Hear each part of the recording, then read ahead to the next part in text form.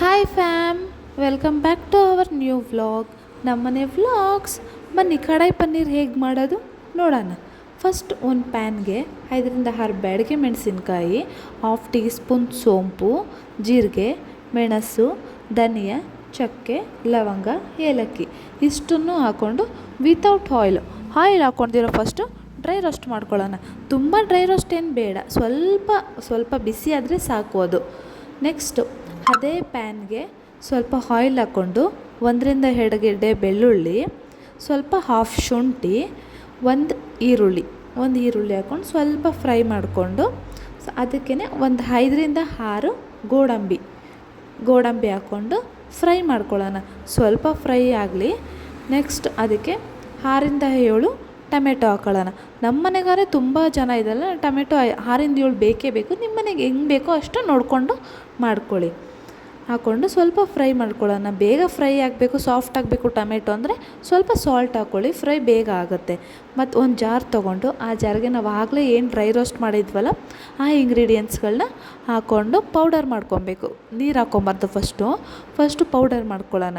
Powder ಮಾಡಿಕೊಂಡು ನಾವು ಆಗಲೇ ಏನು ಫ್ರೈ ಮಾಡಿದ್ವಲ್ಲ ಆಯಿಲ್ ಹಾಕ್ಕೊಂಡು ಆ ಫ್ರೈನೂ ಅದೇ ಜಾರ್ಗೆ ಹಾಕ್ಕೊಂಡು ಫುಲ್ ಫೈನ್ ಪೇಸ್ಟ್ ಮಾಡೋಣ.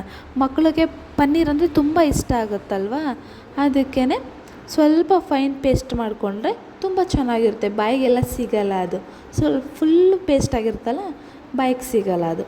ನೆಕ್ಸ್ಟ್ ಒಂದು ಪ್ಯಾನ್ಗೆ ಆಯಿಲ್ ಹಾಕ್ಕೊಳ್ಳೋಣ.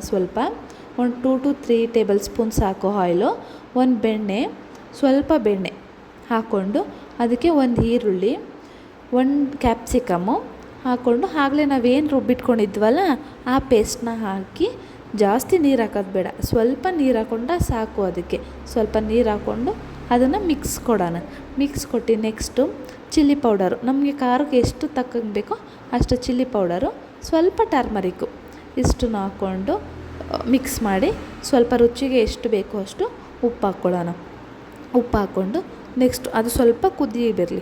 ಕುದ್ದಾದಮೇಲೆ ಪನ್ನೀರ್ ಹಾಕೋಣ. ಇವಾಗ ಬೇರೆ ಮನೆಯಲ್ಲೆಲ್ಲ ಪನ್ನೀರ್ ಹೆಂಗೆ ಹಾಕ್ತಾರೆ ಅಂದರೆ ಸ್ವಲ್ಪ ಬೇಗ ಫಸ್ಟೇ ಎಣ್ಣೆಗೆ ಹಾಕ್ಬಿಟ್ಟು ಫ್ರೈ ಮಾಡ್ಕೊಂಬಿಡ್ತಾರೆ. ನಮ್ಮ ಮನೇಲಿ ಆಗೋಲ್ಲ, ನಮ್ಮ ಮನೇಲಿ ಇಷ್ಟ ಆಗೋಲ್ಲ ಆ ಥರ. ನಾವು ಫಸ್ಟೇ ಲಾಸ್ಟಿಗೆ ಏನು ಮಾಡ್ತೀವಿ ಅಂದರೆ ಪನ್ನೀರನ್ನ ಹಾಕ್ಕೊಂಡು ಲಾಸ್ಟಿಗೆ ಕಸ್ತೂರಿ ಮೇಥಿ ಟಚ್ ಕೊಡ್ತೀವಿ. ಪ್ಲೀಸ್ ಸಬ್ಸ್ಕ್ರೈಬ್ ಮಾಡ್ಕೊಳ್ಳಿ ನಮ್ಮ ಚಾನಲ್ನ.